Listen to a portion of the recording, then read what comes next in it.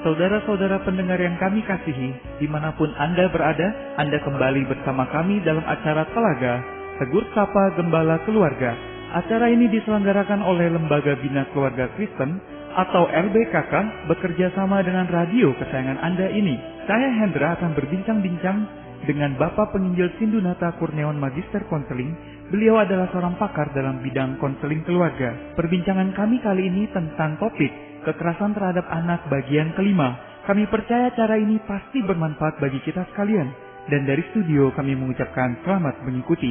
Pak Sindu, kita sudah membahas banyak hal tentang topik kekerasan terhadap anak. Solusinya seperti apa, Pak? Yang pertama, Pak Hendra, sebagaimana pembahasan yang lalu, jadi salah satu sumbangsih bagi pelaku kekerasan terhadap anak adalah karena ketika dia di masa kecil, dia diperlakukan demikian juga oleh orang tuanya atau pengasuhnya.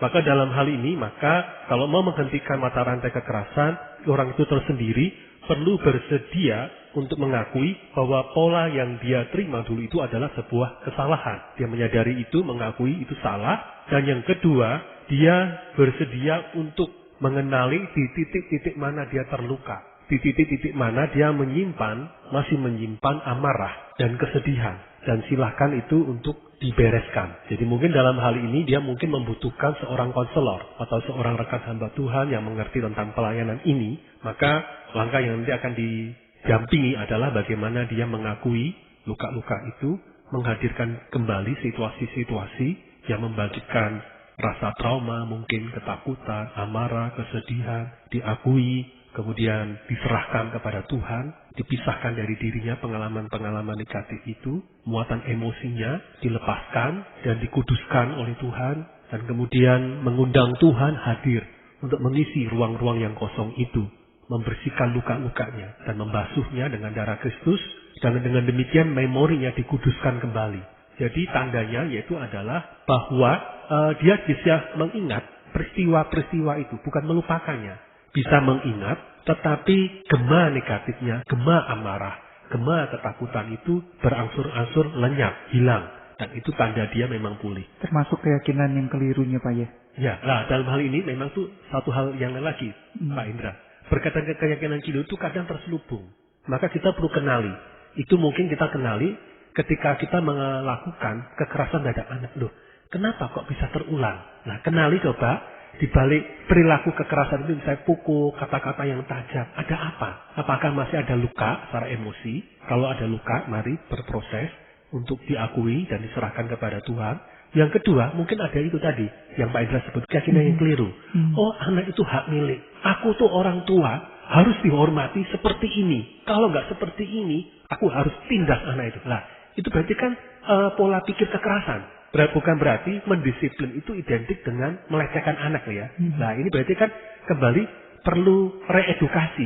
Jadi dalam ini memang orang tua perlu menyadari asumsi keliru apa, keyakinan keliru apa tentang anak dan tentang edukasi, pendidikan terhadap anak, yang keliru apa saja dan dikoreksi. Maka dalam ini memang sisi yang lain, orang tua perlu punya kesediaan untuk mau sekolah menjadi orang tua. Nah, memang kan tidak ada kan sekolah formal. Nah, sekolah itu mari kita ciptakan. Salah satunya mari mau membaca buku.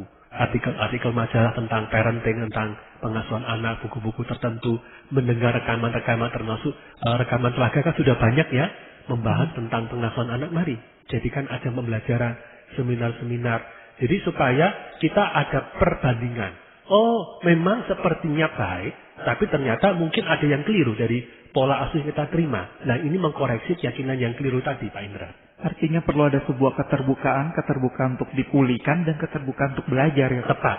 Jadi memang jadi orang tua, perlu juga mau belajar, Pak Indra. Baik, Pak, kalau mengenai orang tua yang menikah belum pada waktu atau usia yang seharusnya itu bagaimana, Pak? Ya, jadi memang dalam hal ini sedapatnya, kalau ini dalam kaitannya mencegah ya, mari bagi yang rekan-rekan muda yang belum menikah, mari rencanakan pernikahanmu. Jadi jangan menikah dadaan. Menikah karena sekedar karena atas nama cinta. Oke, cinta itu penting, tapi ingat, cinta itu perlu dikonkretkan dengan bentuk persiapan. Jadi secara usia sebaiknya di atas 20 tahun secara umum sudah punya pekerjaan tetap, penghasilan tetap, tidak harus kaya melimpah tentunya, tapi bagian dari usaha mencukupi dalam hal keluarga yang sehat seperti apa dia sudah bisa lakukan. Punya tempat tinggal yang baik, jadi jangan mungkin awalnya dengan satu kamar kos, satu kamar kontrakan oke. Tapi kalau sudah mau punya anak, itu harus siap minimal 2 kamar. Jadi sudah dirancang kapan menikah, kapan juga punya anak. Jadi kalau belum siap punya anak, ya nggak apa-apa, ditunda 2 tahun, 3 tahun, supaya ada kesiapan secara mental, emosional, dan spiritual. Itu kan, dirancang. iya itu kan dalam tahap pencegahan Pak. Kalau Ya. dalam tahap mengatasi karena sudah keburu menikah, padahal usianya belum mencukupi, itu bagaimana Pak? Jadi kalau sudah keburu menikah, misalnya belum punya anak ya, maka ya sebaiknya memang punya anaknya ditunda. Jadi jalanilah bimbingan pasca nikah. Selama ini kan kita akrab ya bimbingan pranikah. Nah, saya juga usul, dorong bagi kalangan muda, jangan jalani bimbingan pranikah itu sebagai sebuah legalitas. Iyalah asal supaya dijalani, asal supaya bisa dapat berkat dari pendeta nanti. Enggak cukup. Itu bimbingan pranikah jadikan hal yang serius. Sebagai sarana kita dibantu, disukseskan, dipersiapkan pernikahan kita. Jadi jalani dengan benar, termasuk bimbingan konselingnya itu penting. Kalau menunya itu kurang ada di gereja kita, mari cari menu tambahan. Ya, mungkin tanda kutip jajan. Tapi jajan yang sehat tentunya. Cari konselor, hamba Tuhan, yang mengerti tentang bimbingan pernikahan yang baik, jalanilah. Bimbingan pernikahan yang baik itu tidak cukup 2, 3, 4 pertemuan. Mungkin bisa lebih dari 5 pertemuan. Tidak apa-apa, itu lebih baik. Jadi, secara formal di gereja kita, tapi ada menu tambahan yang kita dapatkan dari hamba Tuhan atau konselor yang bisa memperlengkapi kita. Yang kedua, waktu setelah menikah, ada baiknya kita ikuti bimbingan pasca nikah.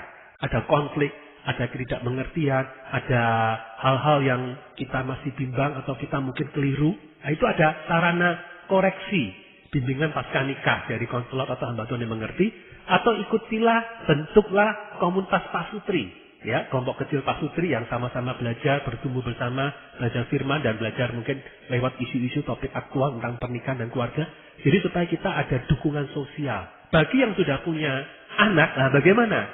Mungkin kalau punya anak silahkan jangan punya anak yang berikutnya terlalu pendek. Jarangkanlah anak itu atau perlebar jarak antara anak pertama, kedua dan ketiga. Dirancang dengan baik supaya kita siap secara mental, spiritual, termasuk siap secara ekonomi. Ya, jadi Pak, orang tua ini juga artinya harus punya satu sikap kerendahan hati Pak ya, mau dibimbing. Kadang-kadang kan orang tua merasa ya sudah jadi orang tua gengsi Pak, cari bimbingan dari orang lain begitu. Iya, kadang itu juga Pak Indra, ada asumsi. Kalau aku cari bimbingan, nanti dianggap aku orang edan. Aku orang yang gangguan jiwa. Begitu, kasihan deh lu gitu ya. Itu mari kita, itu juga keyakinan yang keliru. Mari kita koreksi. Justru orang yang sehat, pasangan yang sehat, keluarga yang sehat, itu yang mengantisipasi masalah. Kalaupun ada masalah, cari solusi. Jadi nggak jaim-jaiman, nggak jaga image. Itu yang sehat. Justru yang nggak sehat, itulah ketika ada masalah, dibiarin masalah itu diperam sampai kian besar. Atau mau ada masalah, dibiarin juga. Enggak, itu bukan ciri pasangan yang sehat. Nah, ada masalah lain nih Pak. Misalkan orang tuanya itu sudah masuk kategori pecandu minum minuman keras atau obat-obatan. Cara mengatasinya bagaimana Pak? Nah, dalam ini memang juga perlu cari pertolongan. Dalam hal ini dia sendiri perlu akui, ini masalahku. Aku orang sakit. Aku orang bermasalah. Kalau orang ngaku diri sakit, bermasalah, maka dia akan terbuka untuk mendapatkan pertolongan. Kan kata Tuhan Yesus, hanya orang yang sakitlah yang mengaku diri sakit yang akan mencari tabib dan menerima kehadiran tabib itu. Mari kita akui. Dan kita akui bahwa kita nggak berjaya. Nah, maka dalam ini mungkin cari konselor, hamba Tuhan yang mengerti untuk mendampingi. Yang kedua, libatkan keluarga untuk membantu. Yang ketiga, mungkin kita perlu satu kali mungkin memang rawat inap di tempat rehab. Baik di rumah-rumah sakit pemerintah ataupun di rumah-rumah pelayanan yang didirikan oleh banyak lembaga Kristen tersebar di berbagai daerah ataupun pulau. Mari jalani proses rawat inap itu. Itu sebagai cara untuk menstabilkan hidup kita, menyehatkan hidup kita, termasuk menyehatkan hidup emosi dan spiritual kita. Termasuk orang tua dan pengasuh yang menderita gangguan jiwa Pak. Ya, jadi memang kalau orang tua, pengasuh anak yang memang sudah mengarah ke ketidakstabilan emosi sesaat ataupun nyaris permanen, mari akui bahwa itu ada masalah. Bagi keluarganya yang mengerti, carilah pertolongan. Jadi saya sendiri pernah menghadapi situasi-situasi di mana kadang si orang tua, salah satu orang tua itu pelaku kekerasan dan sudah tidak stabil emosinya, jiwanya, tidak mau mengeraskan hati, aku tuh masih sehat, aku masih bisa melakukan tugasku, padahal dia sudah melakukan berbagai tindak pengerusakan dan kekerasan, maka anggota keluarga yang lain kontak dengan salah satu tempat rehabilitasi untuk menjemput paksa, dan itu dimungkinkan. Lebih baik dipisahkan daripada anak yang masih lembut, anak yang masih lunak, anak yang masih dalam masa-masa keemasan pembentukan dirusakkan tanpa sadar oleh orang tuanya yang mengalami gangguan jiwa ini. Pak, misalkan orang tua tersebut sudah banyak membaca, banyak mendengar, dan mungkin dia sudah cari bimbingan juga. Tapi ada satu tahap, dia masih tetap memiliki asumsi yang keliru tentang anak atau tidak mengerti akan kebutuhan perkembangan anak. Artinya proses dia belajar dan mencari tahu itu tidak serta-merta langsung membuat dia langsung mengerti. Itu ada kiat-kiat khusus nggak untuk menghadapinya? Ya, jadi memang mau nggak mau ya perlu belajar ya. Dalam hal ini maka baik untuk orang tua. Jadi saya sarankan berani punya anak, berani jadi orang tua. Artinya begini, sebagian kita sebenarnya tidak berani jadi orang tua. Statusnya orang tua, tapi sesungguhnya maaf tidak berani jadi orang tua. Artinya apa? Menjadi orang tua itu berani bayar harga. Artinya berani pikul salib sebagai orang tua. Termasuk di antaranya mau belajar. Jadi kita tidak akan pernah bisa menjadi orang tua seperti yang Tuhan mau, atau menjadi orang tua yang bisa memberkati anak-anak kita kalau kita tidak mau belajar. Kenapa? Kalau kita hanya mengacu pada pola tradisi waktu kita dibesarkan, sebagian saya yakin ada kelirunya. Jadi misalkan orang tua itu belum tahu banyak, tapi minimal dia tahu satu hal bahwa kekerasan terhadap anak itu salah ya Pak ya? Iya. Jadi dia minimal dia pendisiplinannya tidak lagi menggunakan pola kekerasan, dia putuskan mata rantai kekerasan itu. Dan hal-hal yang tidak dia pahami dia bisa cari tahu, dia bisa belajar lebih jauh begitu Pak? Iya, dan memang salah satu yang baik adalah belajar tentang tata perkembangan anak. Jadi carilah mungkin dari siaran Telaga ini kan tentunya sudah ada pembahasan yang lalu-lalu tentang anak. Carilah di website di telaga.org itu tadi. Cari yang pembahasan tentang anak dalam bentuk transkrip ataupun audio. Cari dan kenali, resapi. Dan itu jadikan semacam kompas panduan di dalam kita menghadapi anak-anak kita sesuai dengan tahap usia perkembangannya. Sehingga nggak terjadi pola yang push parenting atau pola pengasuhan yang memaksa kepada anak, yang akhirnya berujung pada rasa frustasi kita, rasa frustasi anak, atau berujung kepada tindak kekerasan kita kepada anak kita. Baik Pak, itu kan dalam konteks relasi orang tua terhadap anak. Kalau dalam konteks relasi pernikahan yang tidak memuaskan atau struktur keluarga yang tidak sehat, cara mengatasinya bagaimana Pak? Jadi dalam hal ini memang pernikahan yang sehat itu menjadi satu fondasi, landasan yang penting untuk membangun relasi dengan anak yang sehat. Jadi kita tidak bisa pisahkan sama sekali. Mari kita membangun pernikahan, jadi berani menikah, beranilah jadi suami. Berani menikah, berani jadi istri. Artinya apa? Tanpa sadar mungkin pernikahan kita itu melahirkan pola di mana istri kita itu menjadi janda secara emosional atau secara spiritual. Atau dalam sisi yang lain kita menikah tapi tanpa sadar suami kita itu menjadi duda secara emosional ataupun secara spiritual. Artinya apa? Kebutuhannya secara emosi, kebutuhannya secara spiritual tidak kita penuhi. Mungkin kita bekerja, menyerahkan uang bagi istri kita. Mungkin istri kita bekerja, istri kita merawat anak-anak kita, menyediakan makanan bagi suaminya. Tapi makanan emosional, makanan spiritual nggak diberikan. Sehingga relasi pernikahannya kering. Bagikan roda tanpa minyak. Akhirnya menimbulkan bunyi berdiri, kerusakan relasi, dan kerusakan juga relasi saya pernikahan. Akhirnya berakibat pada relasi kita antara orang tua dan anak. Jadi memang relasi pernikahan itu bukan sekedar dipertahankan. Bukan sekedar survive. Tapi perlu bertumbuh. Nah dalam hal ini, mari Pak Sutri ini bisa mencari pertolongan. Dalam ini juga baik kalau di gerejanya dia coba kembangkan.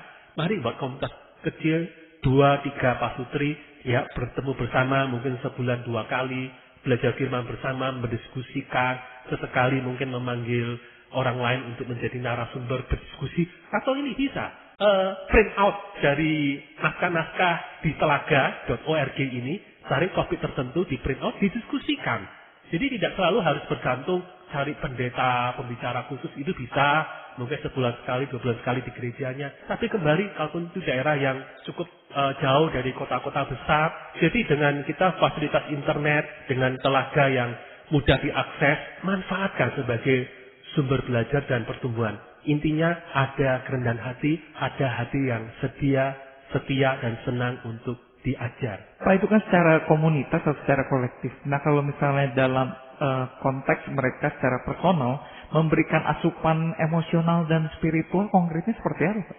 Jadi konkretnya memang baik dalam seminggu sekali paling tidak kesempatan berdua bersama suami istri tanpa dibebani dengan keributan anak. Jadi mungkin waktu anak sudah tidur atau mungkin anak masih kecil dititipkan selama 2-3 jam, cari orang tertentu yang kita bisa percayakan sebagai pengasuh selama 2-3 jam.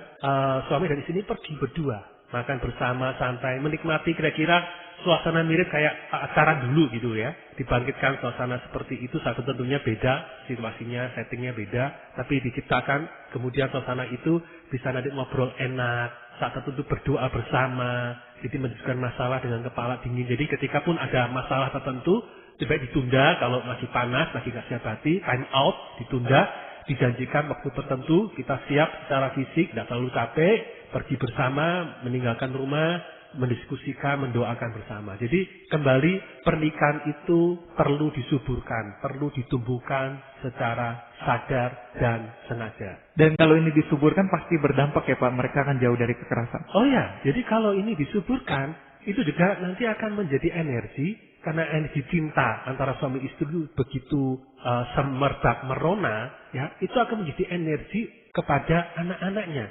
Dan anak jangan lupa melihat ya, anak itu peka. Ini papa lagi benci sama mama lagi purian, lagi jangga sama papa, atau papa mama lagi sama-sama cinta, sama-sama sayang. Anak peka melihat. Dan kalau anak melihat orang tua begitu mesra, begitu saling mengasihi, anak pun akan punya rasa aman yang sehat. Dia tidak akan merasa terintimidasi, tidak akan merasa tidak aman, tapi dia tumbuh dengan sehat. Ini penting sekali. Bagaimana halnya Pak dengan orang tua tunggal? Nah, dalam hal ini memang tidak mudah. Dalam hal ini orang tua tunggal perlu semakin menyadari dan mengakui keterbatasannya. Dan dia bisa coba cari pertolongan.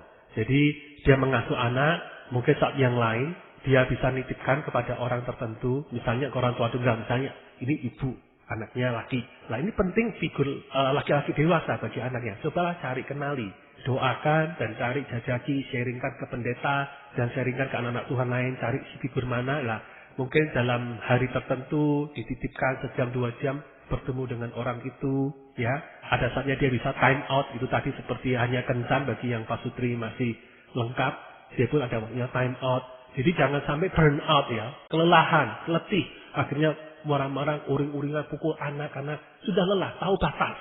Ketika batas, coba cari waktu time out. Saya yakin tidak terlalu mudah, tapi doakan, minta kepada Tuhan. Itulah cara Tuhan akan mengasihi kita dengan bahasa yang kita butuhkan. Tuhan pun pasti akan berikan.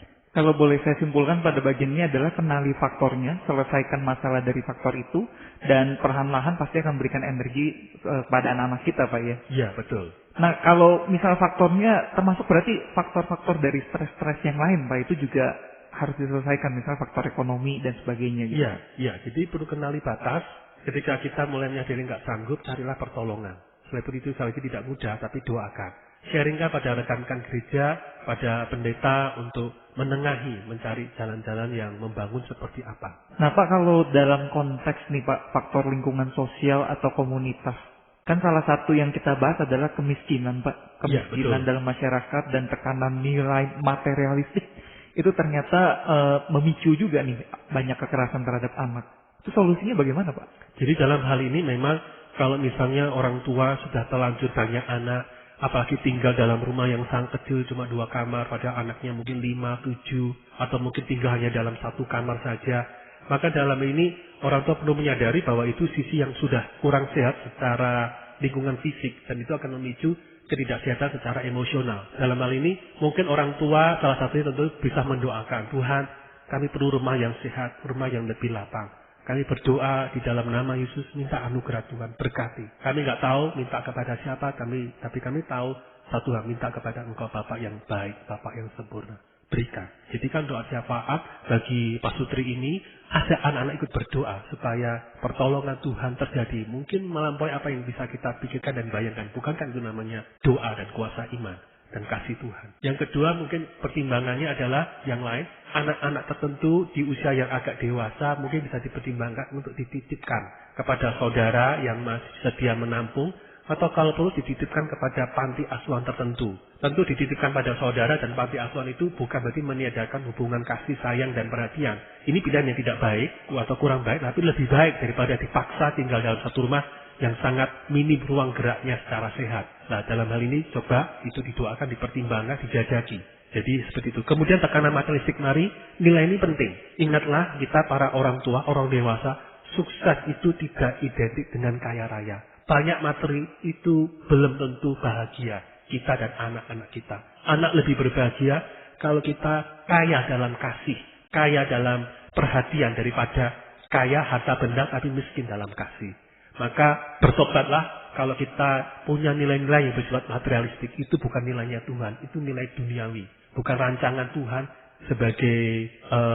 bukan rancangan Tuhan untuk kita manusia. Tuhan rancang kita sebagai makhluk relasional, bukan makhluk yang berpijak pada materi semata. Maka berani batasi, berani mencukupkan diri secara materi, tapi kita melimpah secara emosi, kasih sayang, relasi, dan secara spiritual dalam keluarga kita.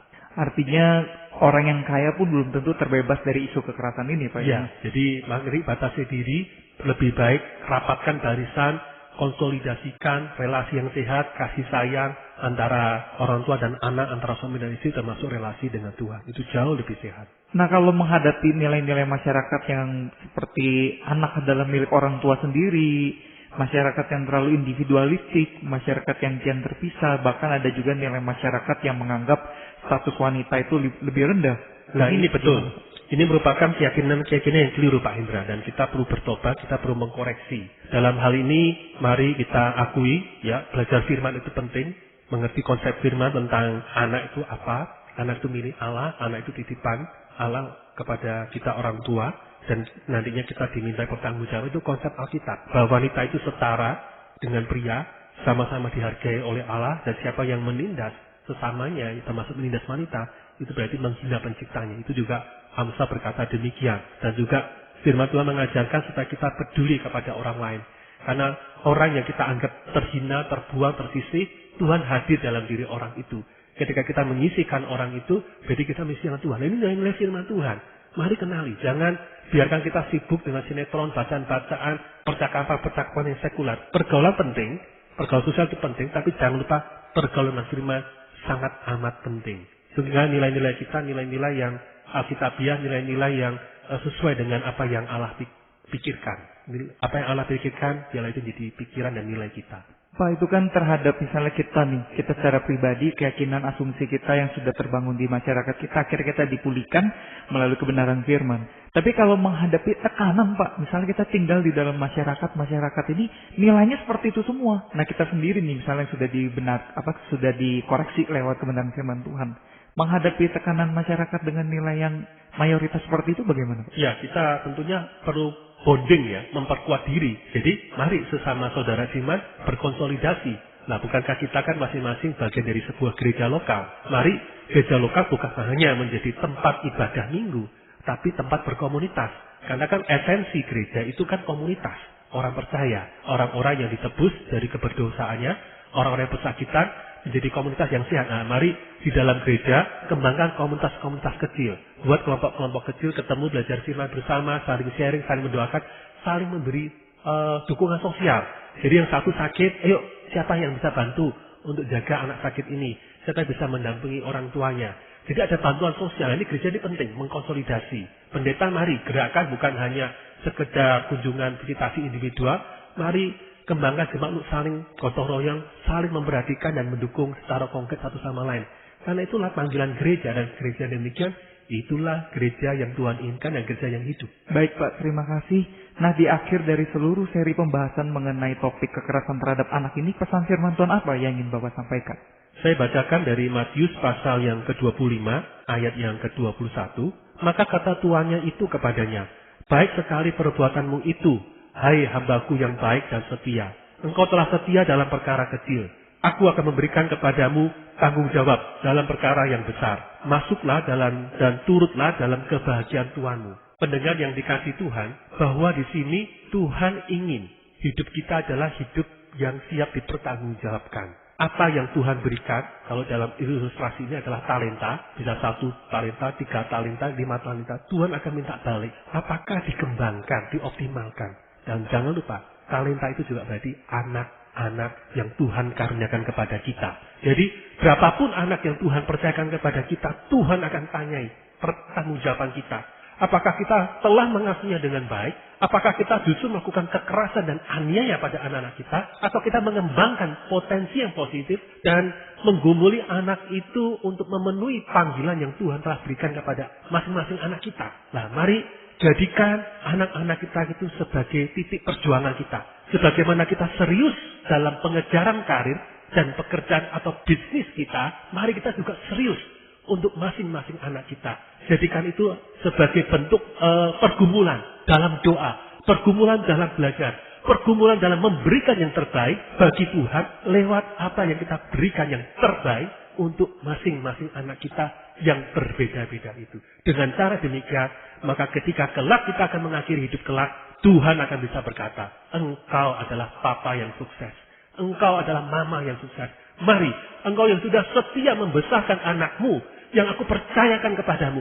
Mari, masuklah dalam kebahagiaan Tuhanmu. Dan aku akan percayakan perkara-perkara yang lebih besar memerintah dalam kerajaan surga ini. Bukankah itulah sukses hidup kita? Ingat, anak adalah batu ujian kesetiaan dan batu ujian kinerja kita di hadapan Tuhan. Mari doakan dan sungguh-sungguhlah mengasuh dengan baik. Mari kita berdoa. Bapa, berkatilah kami para orang tua, supaya kami tidak lalai bahwa anak adalah titipan Tuhan. Maka berkati, teguhkan kami untuk belajar, teguhkan kami untuk cari pertolongan, mendoakan masing-masing anak kami, bisa mengakhiri pertandingan iman kami dengan baik, dan anak-anak kami menjadi satu wujud persembahan kinerja kami yang terbaik untuk kemuliaan nama Tuhan. Maka memberkati dunia ini lewat kehidupan anak-anak kami yang bertumbuh dengan sehat dan memenuhi panggilan Tuhan. Memberkati dunia ini. Berkatilah Tuhan masing-masing pendengar kami dalam pergulatannya. Pertolongan Tuhan terjadi. Dalam nama Tuhan Yesus. Amin. Terima kasih Pak Sindu. Para pendengar sekalian, terima kasih Anda telah mengikuti perbincangan kami dengan Bapak Penginjil Sindunata Kurniawan Magister Konseling dalam acara Telaga Tegur Sapa